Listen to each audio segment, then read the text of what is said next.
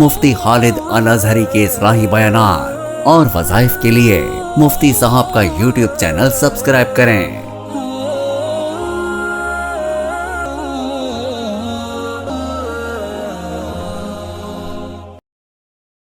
نحمده ونصلي ونسلم على رسوله الكريم اما بعد فاعوذ بالله من الشیطان الرجیم بسم اللہ الرحمن الرحیم۔ معزز ناظرین کرام، السلام علیکم ورحمۃ اللہ وبرکاتہ۔ مسلمان کے پاس سب سے قیمتی دولت ایمان کی دولت ہے۔ ہر وقت یہ دعا کرتے رہنا چاہیے، اے اللہ تبارک و تعالی ایمان کی سلامتی نصیب فرما۔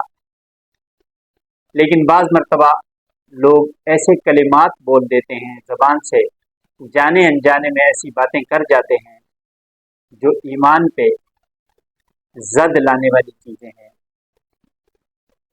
آپس میں بیٹھے ہوئے بعض دفعہ لوگ اس طرح کی باتیں کرتے ہیں کہ جس سے ایمان کے ضائع ہونے کا خطرہ ہوتا ہے۔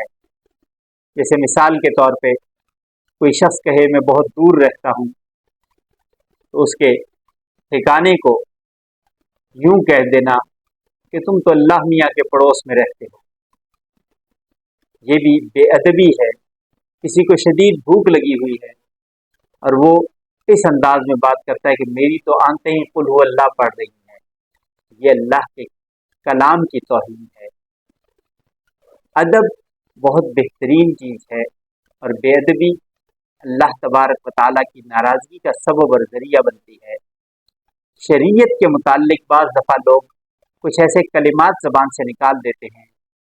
آپس میں باتیں کرتے ہوئے ایک شخص کہے کہ میں شریعت میں یہ ہے، دوسرا زبان سے یہ نکال دے میں شریعت کو نہیں مانتا، ایسی شریعت کو نہیں مانتا، تو ان چیزوں سے ایمان کے ضائع ہونے کا خطرہ ہے۔ اور ایک اور مثال عام طور پہ یہ دی جاتی ہے کہ اللہ کے ہاں دیر ہے اندھیر نہیں۔ تو میرے بھائی، اللہ کے ہاں نہ دیر ہے نہ اندھیر ہے، اللہ کے ہاں ہر کام میں حکمت ہے۔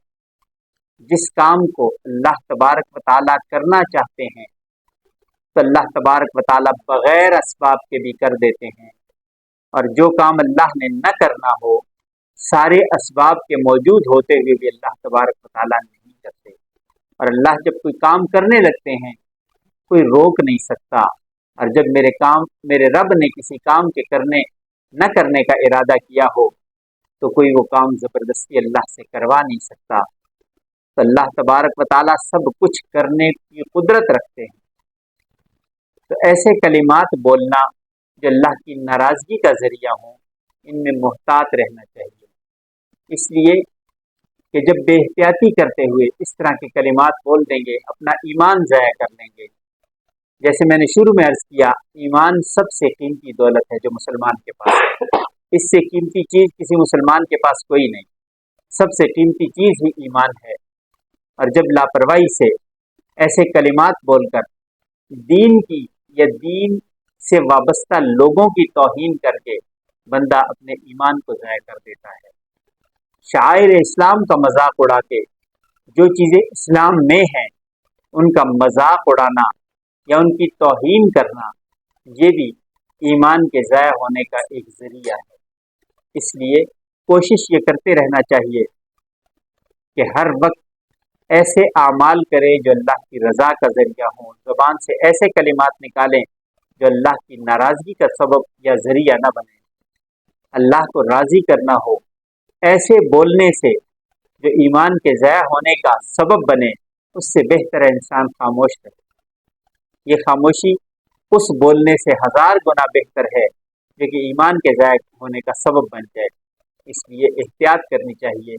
احتیاط کامیابی کا ذریعہ ہے اور بے احتیاطی ناکامی و نامرادی کا ذریعہ ہے۔ زندگی باقی، ملاقات باقی۔ وآخر دعوانا ان الحمد للہ رب العالمین۔